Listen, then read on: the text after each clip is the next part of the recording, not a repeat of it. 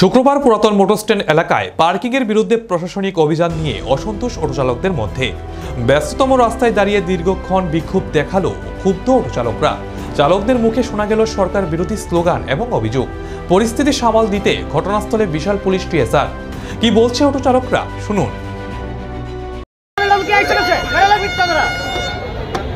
তাদের সাথে মিছিল করার পরে কিন্তু তারা বেরিয়ে দেওয়া হয়েছে।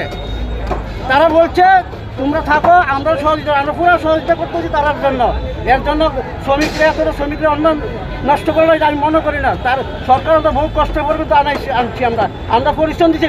ফ্রিজে আমরা লাড়ি বান্ধা হয়েছে, লাড়ি বান্ধা হয়েছে। বামফ্রন্ট সরকার হারাইতে গিয়েছে, বামফ্রন্ট সরকার হারাইতে গিয়ে ফ্রিজে লাঠি নিয়েছে, লাঠি নিয়েছে।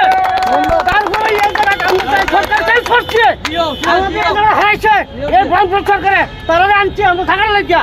এর ফলে তারা আমরা ফাইলে দেয়। আমরাও মাথা আছে, ব্রেন আছে, অটো চালাই দিকে আমরা কিন্তু মাথাতে তা নাই, কিন্তু আমরা মাথা আছে, আমরা অনেক কিছু করতে পারি। আমরা চাই সুস্থভাবে সবাই চলক, আমরা বাঁচি, সরকার দীর্ঘস্থায়ী চল। এই সরকার লাইফের লেগে আমরা আছি লাইফের লেগে। সরকার আমরা হলাম। ভারত মাতা কি জয়, বিজেপি জিন্দাবাদ। আর বিএমএস নন পলিটিক্স বিএমএস সংকট কোনো রাজনীতি করে না, রাজনীতি